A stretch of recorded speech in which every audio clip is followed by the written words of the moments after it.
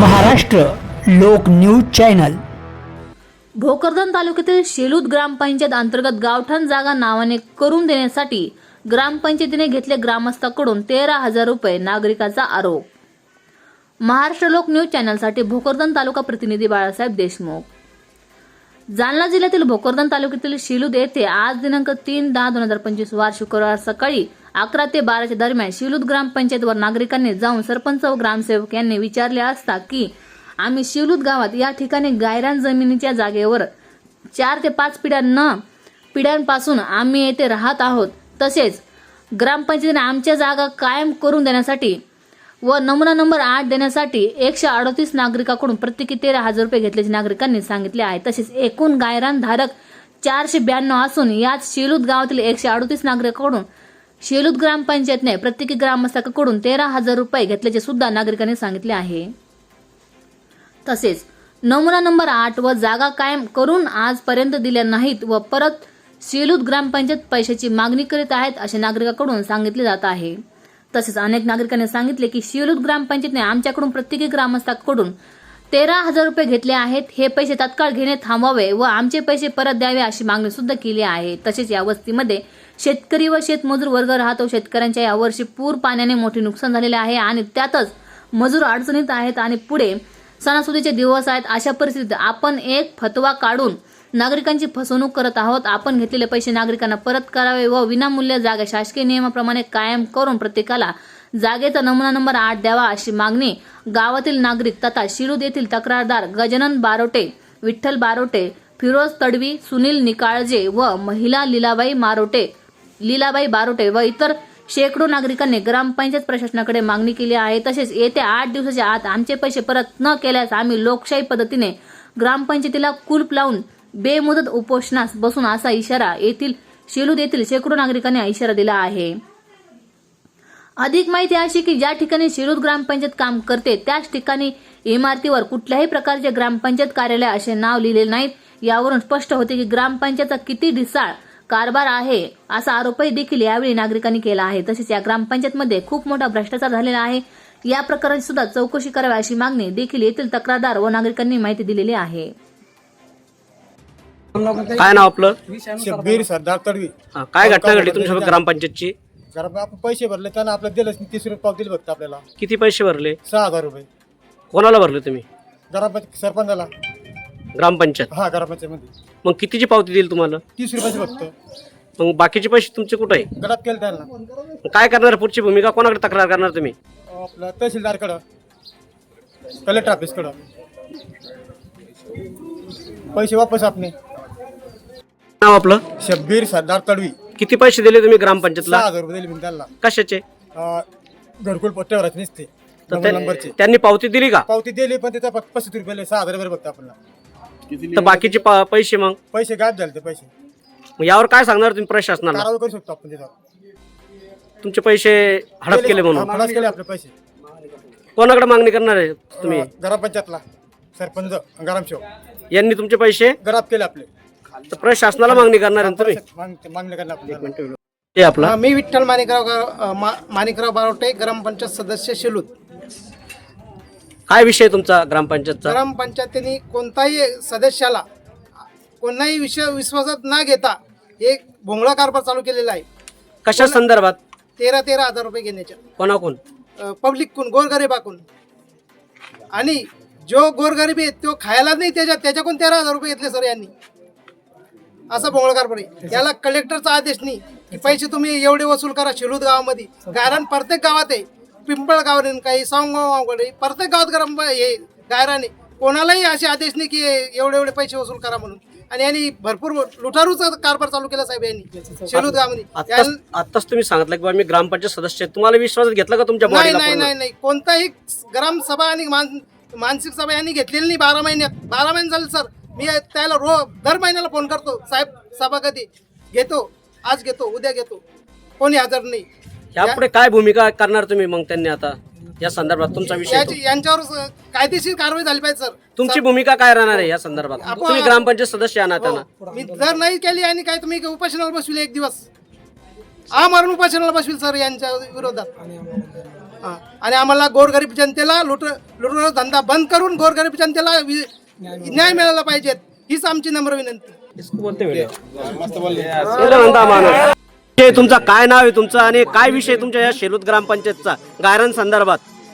मले 25 वर्ष झाले या गावामध्ये बसेल आहे मी, वरल्या गावात. समजा मला 25च्या वरनी 30-35 वर्ष होत आले या गावात बसाले. आणि इथे येऊन बसल्यावर आपला नवरा वारून गेला तर मग 5 लेकरं मला अज्ञान होते, सगळे रडून भाकरी मागत होते. तर त्या लेकरायले म्या उदरपोषण करून पोसलं आणि तहसीलचा म्या आणले कबाला काढून आणल्यानंतर मी पोरायच्या नावानं खाद्य फोडा करता 300 रुपये बी भरले. तरी बी म्हणते आता पैसे भरा. जागा नावाची झाली का मग तुमची? तर त्यांनी दिले ना जागा, असं नमुना नंबर 8 दिले. आता काय म्हणता मग ते सध्या? पुन्हा पैसे भरा 13,000. अगोदरच तुम्ही दाखवलं नाही का त्यांना नंबर 8 तुमचा? सगळं दाखवून बसेल सगळं. माय पोरायले परवा दिवसपासून हुशार केलं, नाही तर पुन्हा बी 13,000 माय पोरं भरणार होते, पण मी न भरू दिले नाही. काहून तर मी तहसीलचा आणले. म्हणजे तुमचा अगोदर असताना सुद्धा तुम्हाला पैसे मागितले? कोणा मागितले पैसे? सगळे ना 13,000 रुपये घरकुल आलं ना आता नावावर, तर 13,000 रुपये भरून बी टाकेले मी.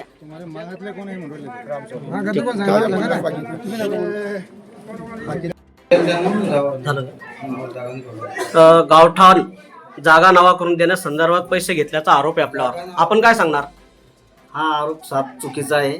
कारण जी आर आलेला आहे आमच्याकडे तारीख 16 फेब्रुवारी 2018चा एक जी आर आहे आणि एक 2000 मे नाही येऊ नंतरचा हा 2025चा. आणि त्यानुसार शासकीय शुल्क भरायचे म्हणून आम्ही रीतसर पैसे घेऊन रीतसर पावत्या देणं चालू आहे ग्रामपंचायततर्फे. त्याच्यामध्ये काय आहे की आम्ही असं की अवैध रीतीने की पैसे जमा केले नाही आहे. आणि जो लाभार्थी आहेत त्याला जेवढी रक्कम तेवढी घेऊन त्याला रीतसर. किती पैसे घेतायत तुम्ही जागा नावास करासाठी? मग जागा नावावर करण्यासाठी आम्ही जास्तीत 10,000 ते काही जणांकडून 13,000 रुपये, की याच्या अगोदर ज्यांनी 3,000 भरलेले त्यांच्याकडून आम्ही पैसे घेतले नाहीये, फक्त 10,000. ते किती वर्षापासून राहता बरं इथं तुम्ही या संदर्भात? या संदर्भात हे 2011 पूर्वीचे सगळे राहणार आहे. आणि आपण प्रत्येकाला जागा नावावर करून द्यायचं सांगितलेलं आहे सगळं. आणि जी रक्कम जमा होणार आहे ना, ती रक्कम आपण शासन दरबारी त्यांचं शुल्क भरून जमा करून देणार आहे. आणि बाकी सगळ्यांना त्याचा हिशोब देऊन टाकणार. त्यांना स्थायिक करणार आहे तुम्ही तुमच्या ग्रामपंचायत? हा, आमचा प्रस्ताव देऊन त्याचा शासन दरबारी पाठपुरावा आम्ही करणार. ग्रामसेवक साहेब, तुमची पण एक स्टेटमेंट देऊन टाका.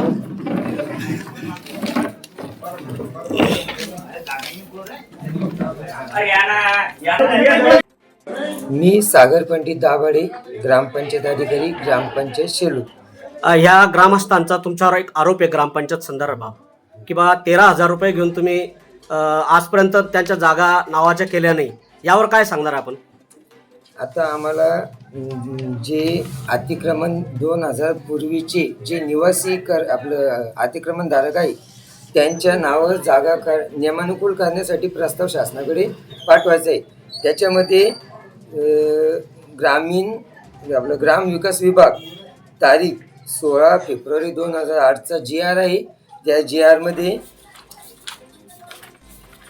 स्पष्ट सांगितलेलं आहे की जे या धोरणाअंतर्गत खालील अतिक्रमण वेगवेगळ्या प्रकरणी निवासी प्रयोजनार्थ नियमानुकूल करण्याचे शुल्क प्रचलित वार्षिक दर तक्त्यानुसार येणाऱ्या शुल्काचे गुणन करून आपल्याला शासन खाती, म्हणजे त्याच्यामध्ये आपल्याला जी आपण ते चालू वर्षाचं जे आपले जीडी देखणं दर आणि बांधकामाचे दर आहे हे आपण किती दर आहेत ते किती घ्यायला पाहिजे तुम्ही असं नागरिकांकडून? हा, तर त्याच्यामध्ये आपण त्याच्याकडून 10,000 रुपये. तुमच्यावर आरोप आहे की बा 13,000 रुपये तुम्ही घेतायत. हा, तर तर त्याच्यामध्ये ते शासनाचे नियम किती आहे बा पैसे घ्यायचे ऐका ना, त्याच्यामध्ये त्यांच्या आपले जागा नावावर जे करासाठी? दर आहे ते दरानुसार आपण त्याच्याकडून ते चालू वर्षाचे दर आहे त्याच्यामध्ये वेगवेगळे RCCचे वेगळे, त्याच्यानंतर कच्च्या दराचे वेगळे, आपले कच्चे बांधकाम वेगळे, पक्के घर वेगळे.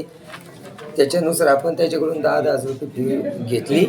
आणि त्याच्यानंतर आपण जे शासन नियमानुसार त्यांना आपण पावती दिली त्याच्यानंतर आपण प्रत्येक लाभार्थ्याला हिशोब देणारी. किती त्याच्यामध्ये लोक आहे अशी या गावामध्ये राहिलेले बरं असं?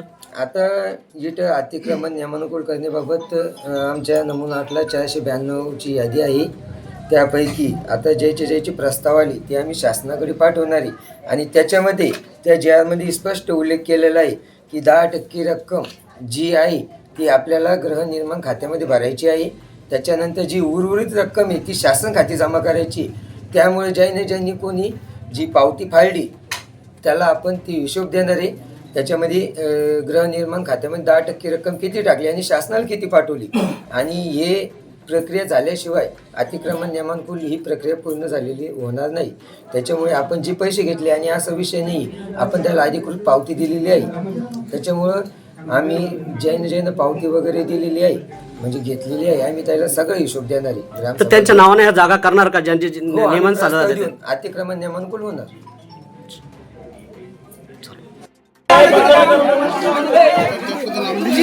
या बाई, या नाही ना, बरोबर आहे. हा, या, त्याला विचार.